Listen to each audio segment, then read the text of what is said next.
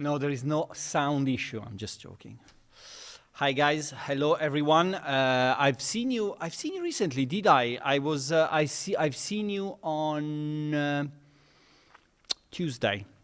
Thanks for joining the Home of Wargamers. Arca miseria. I got it. It's done, it's killed, it's dead. Thank you for joining us on Tuesday for the Home of Wargamers event. It was a massive success. We had great feedback from everyone, and the sale on Steam is also massively successful. It's been really good to see that. And now I'll do a very commercial insight here. When we do all these big sales for Steam, where you do loads of games being discounted and so on, it's great, and it's getting it's giving product correct visibility to a wider audience. But when we do these things that are very dedicated to a specific subject, it's so much better.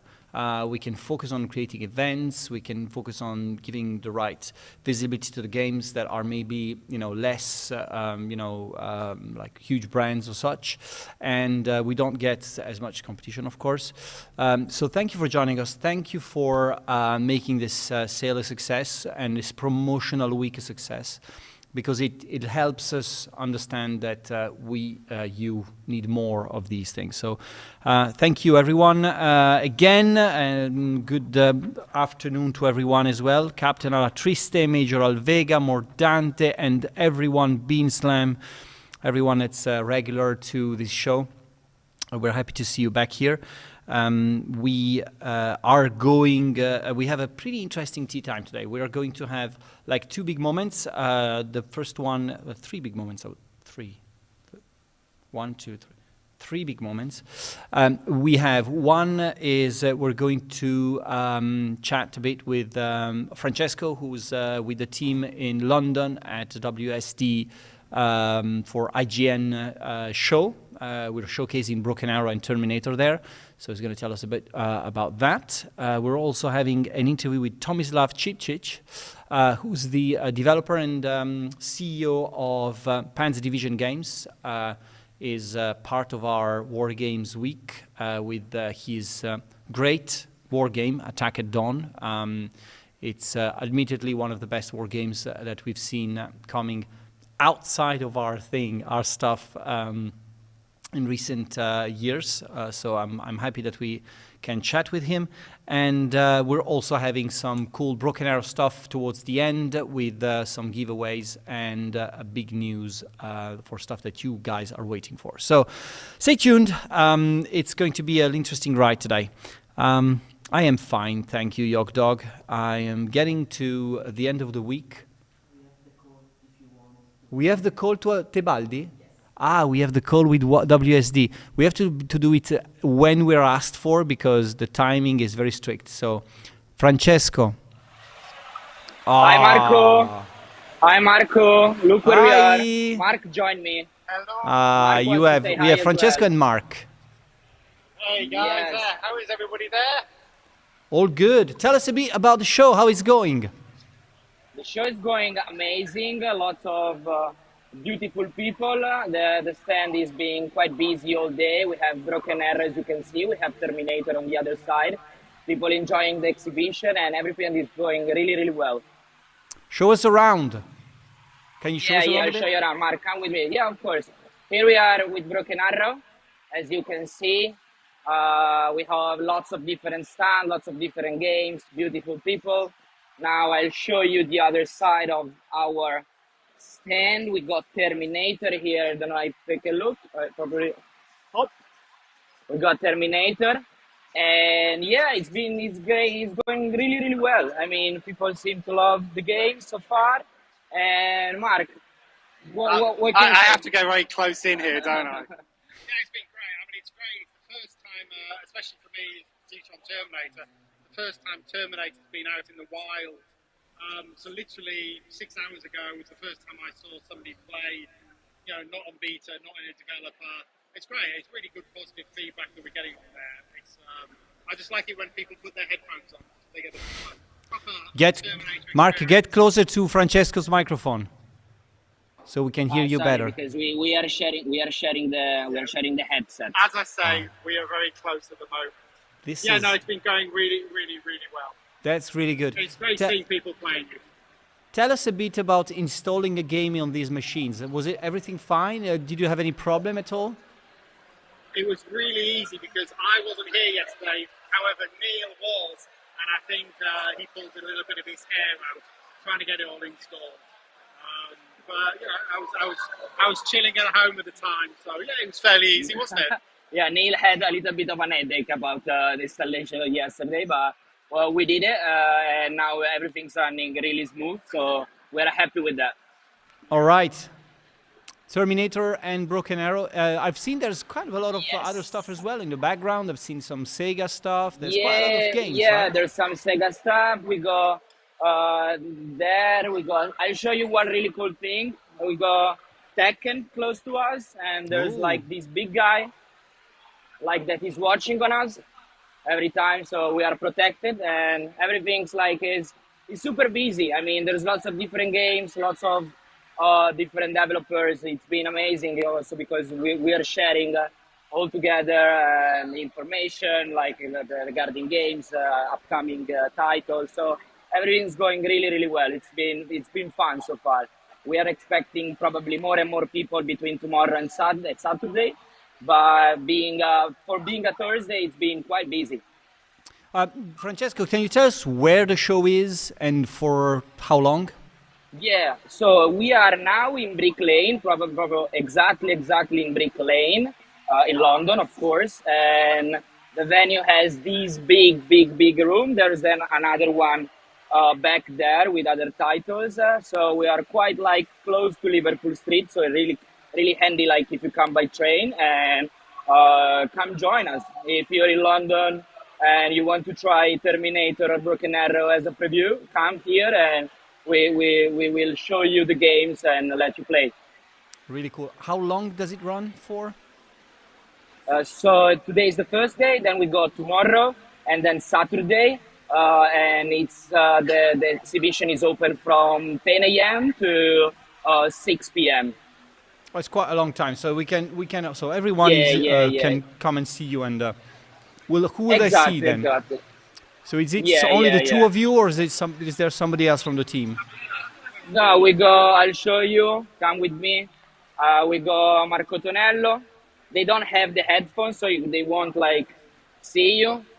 We go Julia, that is not working, but she's playing. Ciao, Julia. I didn't mean to show you on screen. I was only asking to see whoever was. Sorry. yeah, it's me, Julia, Mark, and then Marco. Then tomorrow, Annie and Neil will join us, and then I think Saturday again, Annie.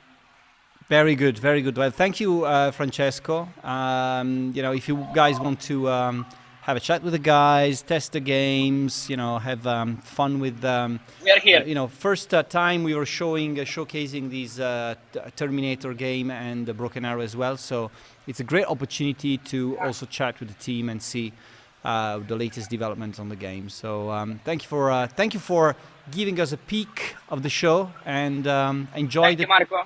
Enjoy there.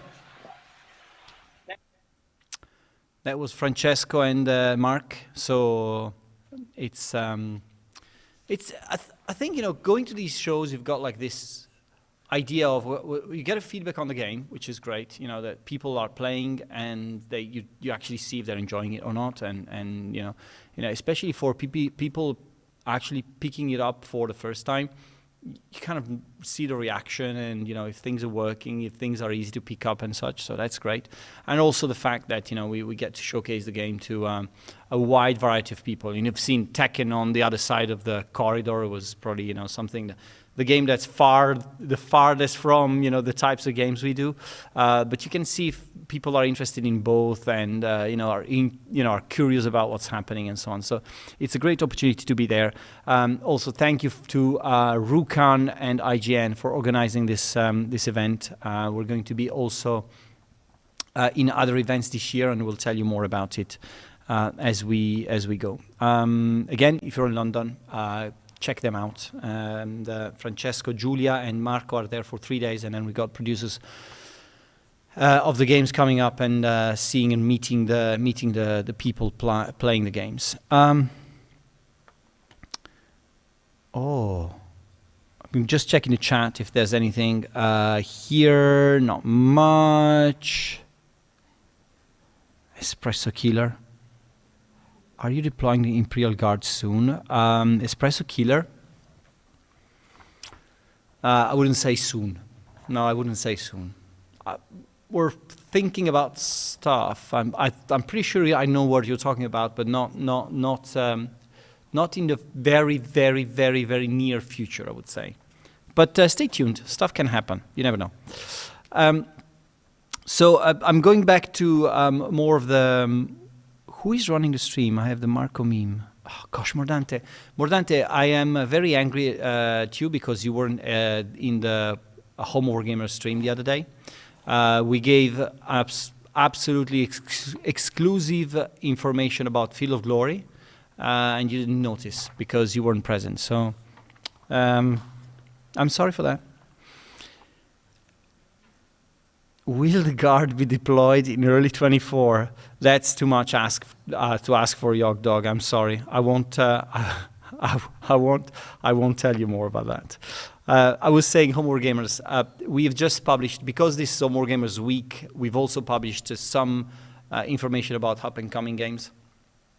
And you know, there's 2 games we mentioned at every single tea time since I think June. One is Field of Glory Kingdoms. The other one is Strategic Command Empires War 1 Empires in Turmoil.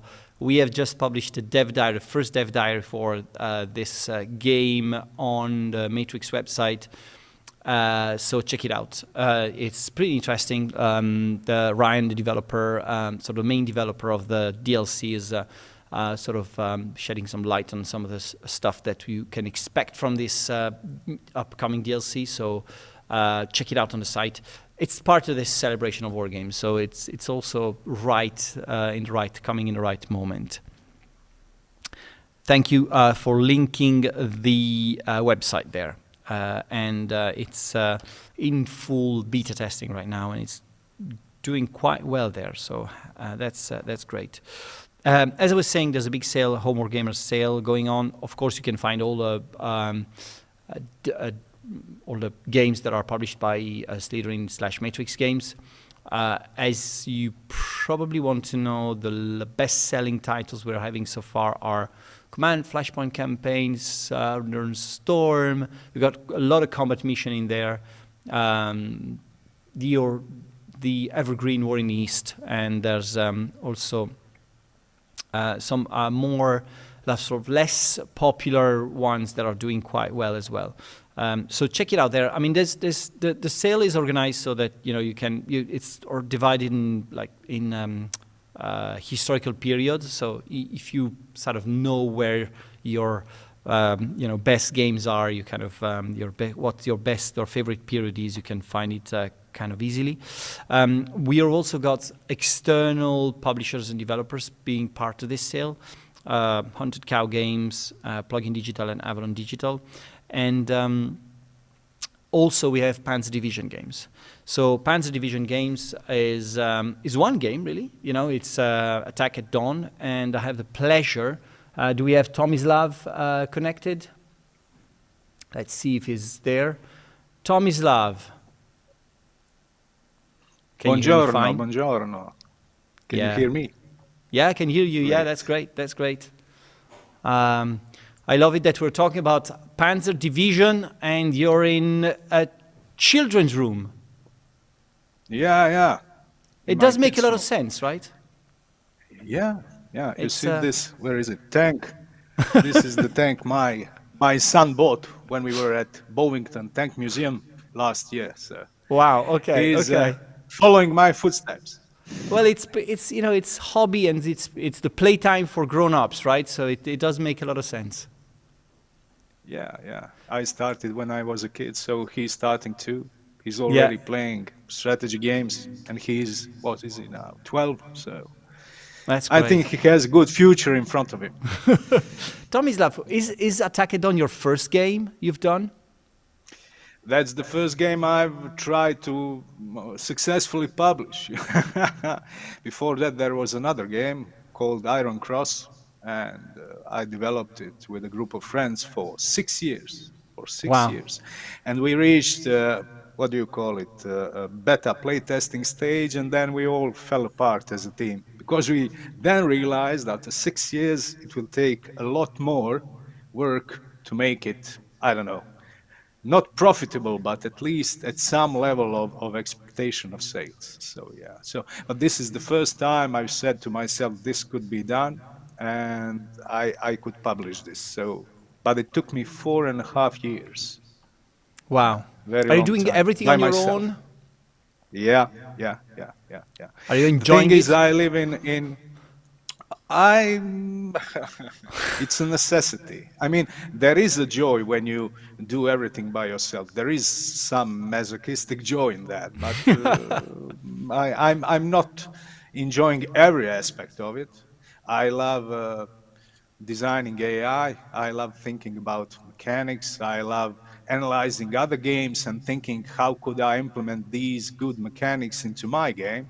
That's what I love. And some stuff about programming like AI. I don't like too much marketing. I mean, I love talking to people. That's the good part of it, like socials and stuff, but and making YouTube videos, but it takes so much time. Yeah. So many social channels. I have like 5, 6 channels open. I need to, I mean, it's a lot of work. It's A lot of work. distracting as well. I mean, how did you start loving war games? Well, let me see. My first war game was on a computer because Croatia was in Yugoslavia back then, so we didn't have access to those war games like the Americans did, and Europe, I think, as well. So I started through computers. I had a ZX Spectrum computer, and my first war game was Tobruk. Yeah, Tobruk by what was the name? CCS or SSI? And, CCS, something like that. That was a company that did several quite good computer war games back then in 83, 84. I was 7 years old, and I played Tobruk. I remember moving those divisions around Bir Hakeim line, attacking Tobruk, playing against my father. He always won, except maybe a couple of times when he let me win. But I was 7. And then after that came other games. Napoleon at War, Eylau, Friedland, Waterloo, things like that. Then mostly computer games. And later on in my life, like, I don't know, 15 or 20 years ago, I started playing board war games. First one was I bought Europa Universalis by Philippe Thibault, who is the owner of Avalon Games, designer of SGS Yeah, yeah. system. And then Pensablitz, and then I moved into board gaming.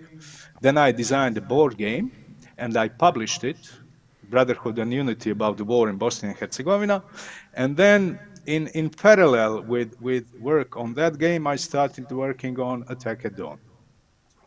And what was the Attack at Dawn? You know, it's the first game you've sort of successfully published. Where did the idea of the main, the core mechanics come from? Is it out of your, I wanted to combine the real-time mechanics with the operational level of war, because I don't remember I've seen that before.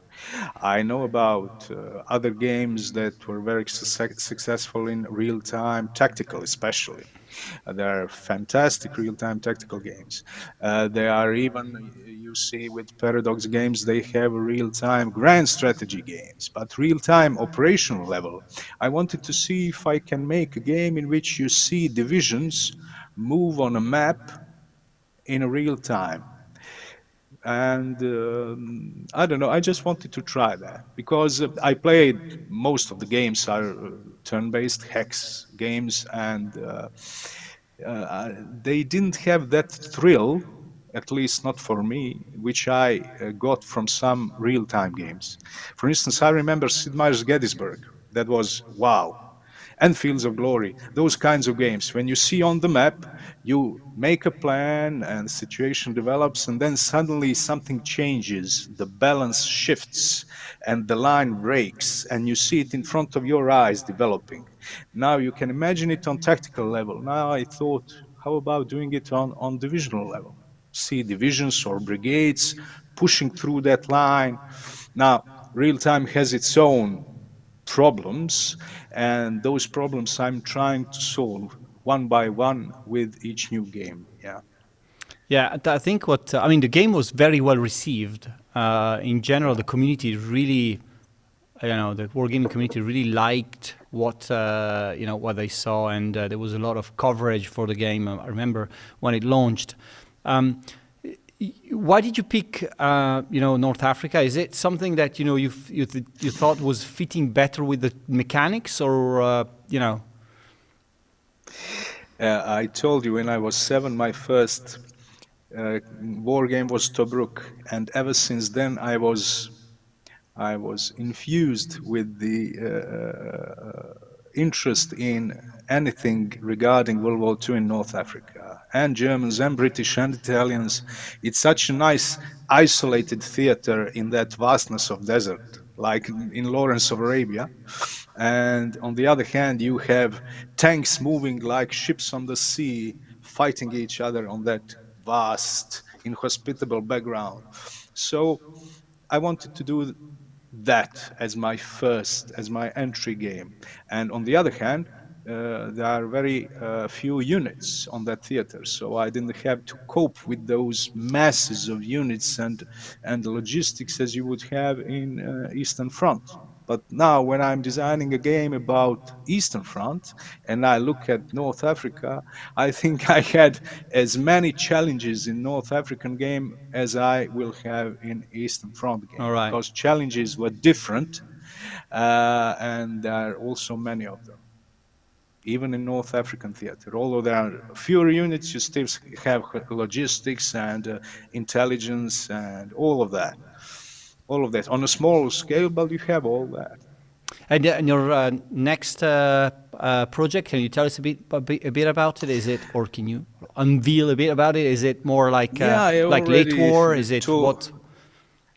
It's going to be Eastern Front, but not the entire Eastern Front, but the southern section, covering, starting from probably we'll start from Barbarossa, Army Group South, and go probably to the end of those campaigns in that section of the front. So that would be 1944. I think we will cover Barbarossa, Kharkov, first, second, third, Kharkov, Stalingrad, all those That's a lot more units operations. then. A lot more units, but we'll scale it up. We will move from current battalion level to divisional level. Okay. Because since it is a real-time game, we had two choices, basically. One choice was to stay on battalion level as the lowest level, but how can you manage thousands of units in real time? That would be lunacy. So we would have to implement some kind of sophisticated AI and grouping models and planning, which would be, first of all, too much work, and second of all, that would change the nature of gameplay. You wouldn't control individual units. You would now order AI to do that in your stead, which I'm not comfortable with. So we had no choice but to upscale it to the divisional level, to remain on that normal number of units, which can be manageable for a player. Not only that, we're adding some other elements in the game, which will really make a jump from the previous game. We wanted to do it first as a DLC for North Africa. But the thing is, when you make a DLC, it's suitable for adding a new content and maybe some smaller mechanics. But what we are doing with Attack at Dawn Stalingrad, we are really jumping a couple of steps higher than we were before. First of all, we are moving to 3D. Think like big steps, or Unity of Command. So that's something of an image how it could look like. And on the other hand, we are adding new mechanics of intelligence, logistics, operations, personnel, all that general stuff sections will be added into the game. So it will become something like paradox games in a way. So think about combining, I don't know, Hearts of Iron and Panzer Corps into one real-time operation level game. That's And really cool. it's very ambitious project, but I'm thinking what is missing in many games I play, and that's what is missing. I want to play a campaign from start to finish in real time with all these sections, so I can have intelligence reports, I can have events like something happened with your division, or you have been, I don't know, you need to send a corps to the army group center, and then you have personnel, you have officers, field officers, commanding officers, and staff officers. You need to recruit them, you need to upgrade them, or give them Absolutely. medals or rewards. So all of that, and logistics and engineering and a You're lot of it. making your own life very hard at the moment. I can see your design Yeah, documents piling up. but I think it's manageable because we will not do it in a single stroke. We already decided on the scope of this game, and we will see during play testing, is it viable as a game? And in the following games, which will come next, we will implement other mechanics and upgrade the existing ones. So we'll start, as we started with the attack on North Africa, with the core mechanisms. Then second game we'll add more mechanisms. Then we'll see what fits, what doesn't fit, and so on.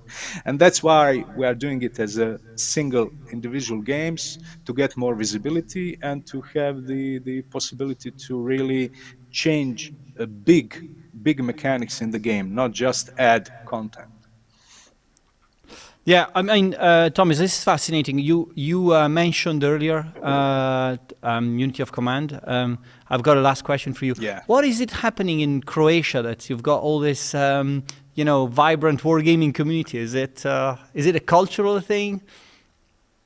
I don't know. I think us Croats were always a bit feisty and loved a bit of a brawl. I know Tomo Uzelac, he's the designer of the Unity of Command. We are good friends, actually. He's like a mentor to me. So for each of these decisions, design decisions, I go to him and ask him what does he think, what would he do in Unity of Command, and what are his plans and stuff like that.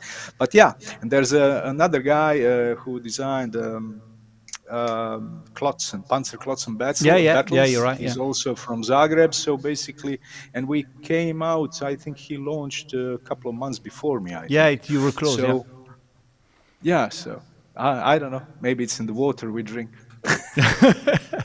Well, keep drinking that water, Tomislav, because we need more war games and we need more innovation. So congratulations on bringing your view on what war games should be and where they should go, because that's definitely something we need for the future.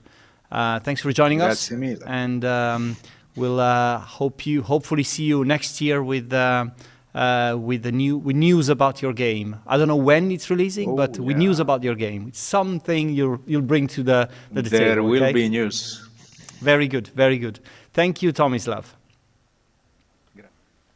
That was good. I think that it's as again, this Tomislav is Panzer Division Games is not working with us as a publisher, but I think it just makes a lot of sense that we sort of give visibility to these independent games and independent developers that are doing a really good job at flying the flag of wargaming and bringing an extra level of innovation to the genre. So I'm very happy that we had him on board, and hopefully that he'll have more news as we go, and we'll make sure that we keep you up to date on that. To move on other stuff, we have. Oh, right, yeah. We have more like small things. Before we get to Broken Arrow, we've got a new Master of Magic, What's Your Mod, Ed's Diary, the behind the scenes of the modding video that Edmund has done. You can find that on our website. A reminder that Master of Magic is still has been one of our best-selling game on the strategy sale on Steam. It's been doing very, very well. I'm very happy about it. And we've got more news about Master of Magic coming before the end of the year. There's going to be quite a lot of interesting stuff coming for that game. Still checking on the... I think at some point in the chat there was some... there was a lot of chats about fathers, because Tomislav mentioned, him playing with his father, and a lot of, seeing how our fathers have influenced our passion for war games and hobbies for war games. For me, my father didn't influence my passion for trains at all. I'm sorry?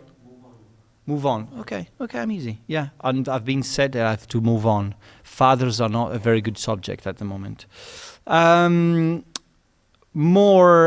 Okay, let's go for... we've got kingdoms. Is kingdoms okay? Yeah. You see? What are we showing here? More art. This is the art that we've shown on Twitter, right? Yeah, this was big stuff we had on Twitter, lots of reactions, lots of comments. So we've got Ivan Caceres, the main artist on the game, has done some amazing art for the product, and we're showing it to you because we think it just represents very well the idea we have for the game. That has to be true to the to the period, and we've Ivan has done a lot of research into how these art should be transferred into the game, and that research is transpiring a lot, I think, from these imagery. And you've seen it. I mean, on Twitter, when we published these, it was massive. We had massive feedback. Massively positive feedback, and also in the game you'll see a lot of portraits of the key characters being Slitherine employees, people you might recognize from the live streams we've done and so on, because there's this inside jokes a lot in the game. So we look forward to seeing that. For Broken Arrow, okay, I've got some imagery for Broken Arrow.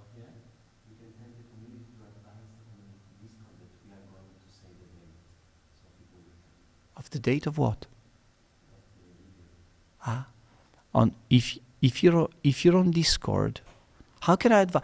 If you know anyone on Discord who wants to know about the release date of the video, I don't know how that. Okay, but yeah, let them know. We'll talk about that in a second. We've got some imagery for Broken Arrow. I've got a game for you now. Game for all the Broken Arrow fans that are not in London playing the game. We're going to show you 6 images now from the game. Like, this is actual screenshots from the game. These images you're going to see now. 1. Number 2. Number 3. That's cool. This is, I can't say. It's my favorite. 4. 5. Ooh. And 6. All right. All these 6 images that we're showing to you, we are now running a poll for, we're going to select 3 of these and drop them on Discord as wallpapers, so that you can download and put anywhere you want. So the poll is going to be, it's on now. So you can check it out and participate now. Make sure, how long do I have to vote? 3 minutes to vote. And all these images, we're gonna have them uploaded on the Discord channel as wallpapers. We're gonna resize them for your screens, so you'll get them in a when we have the final results. It'll take about a day or something to resize them, and then drop a file for you on on Discord. And then if you put them on your devices, make sure that you let all your friends know these are from the marvelous Broken Arrow, and you can also invite your friends playing the game.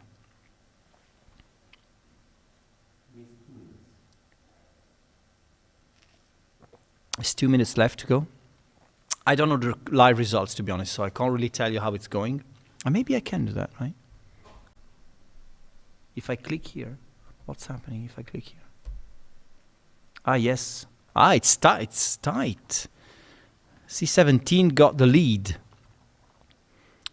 Nobody cares about the T80. No one, like literally no one cares about the T80. Who voted for the T80? Who did vote for the T80? We'll send you the zip file for that to you only if you leave us your email.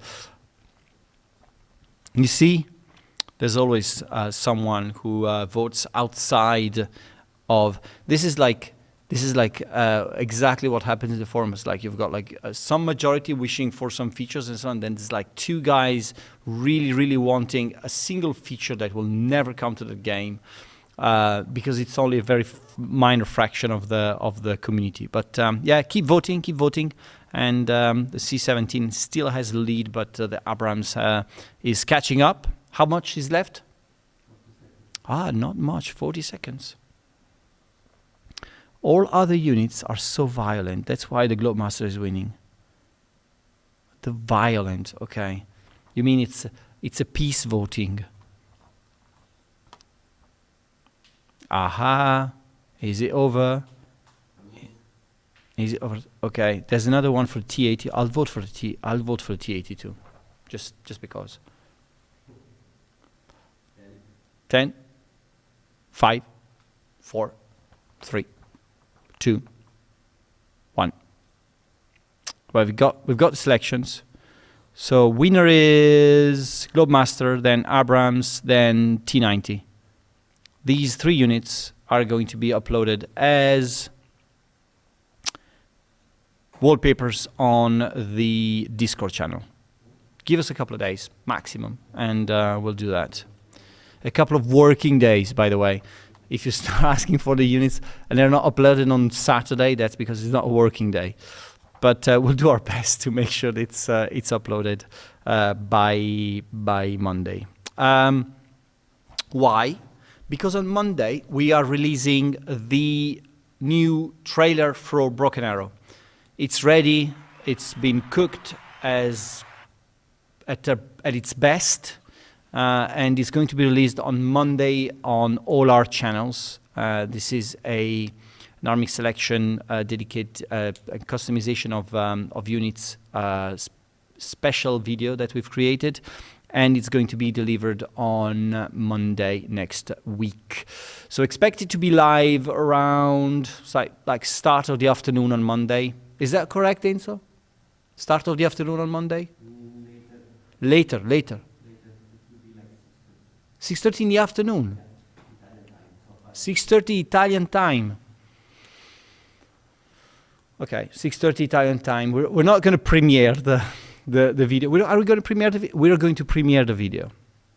I know nothing at all, but so you'll be seeing that first, and then you'll be then seeing it appearing on all our social media. That's 6:30 Italian time. It's 5:30 UK time. It's 12:30 Eastern Standard, and you can make all the other times on your timetable. Any more? Not much. Where are you gonna get news on RBS's new project? Oh, Mordante. It's gonna take some time. So yeah, not very soon. Not very soon. We're still working out some of the details. What I can tell you is that you're going to love it.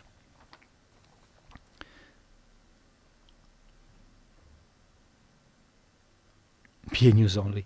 BA News only, no. We have the list of streams now. So after this, nothing. There's no stream after this, right? Correct? No stream after this. Tomorrow at 6 p.m. we have Master of Magic with the amazing Yog Dog. Then we have specifically about the Rise of the Soul Trapped DLC. Then we have at 8 p.m. we have Das Tactic playing Distant Worlds 2, Quamino and Gizurian DLC. So it's a DLC Friday, I would say. On Monday next week, we've got the Matrix Monday. We've got Flashpoint Campaign Southern Storm with XTRG, and at 6:15 we've got Gamer playing Combat Mission Fortress Italy. We remind you, still getting some advice from La Regia. A couple of things I want to remind you. The Matrix, the Home Wargamers sale we finish on Monday around 6 p.m. Combat Mission Fortress Italy released on Tuesday. You can subscribe to the Grand Tournament, which is basically a tournament dedicated to 3 of the Combat Mission games. If you are entering all 3 games, then you get to participate in a grand prize final ranking, and that's it's the first time we experiment with this, and it's been very well received. So I hope that a lot of you are going to play in the tournament. We've also launched a tournament for the latest Valorant Victory DLC. I remind you that Valorant Victory is Kursk is also released on Tuesday. It's a new set of scenarios set, of course, in Kursk, and lots of new game mechanics and units, so check it out. And we've got a new revamped unit graphics, and it's pretty cool. I have to say it's pretty cool. And, I'm how big a fan of Valorant Victor I am, so check it out. And, there's another mosquito? I don't see it, I don't feel it, but thank you for letting me know. I hope I survive this. The other day, Enzo came down here to start setting up for the streams, and he was like, "There's too many mosquitoes. I'm gonna die." So we had a squad of CIA killers do the job, but evidently they didn't really kill them all. So that's the stream schedule. Next week we'll be doing Tea Time from Rome, if we make it. Tea Time will be same time as usual, but we'll be in Rome because there we'll have the CUE, which is the Command User event. It's a professional event we're running for a set of the clients of Command Professional Edition. So hopefully we'll have some guests talk about Command and its history. Command is becoming 10 years old in a few weeks' time, so it's a good opportunity to talk about the history of Command and how the guys started and developed that amazing game. So that's for next week. I'll see you around, usual 5 o'clock. We'll try and find a nice place in Rome to show you, the city as well, but that's not guaranteed. We'll find out how to do it. Thanks for following us, guys. Thanks for being part of the stream today. It's been great having you here. Thanks to the BA community that makes our numbers look so sexy. And I'll see you all next week. Bye-bye.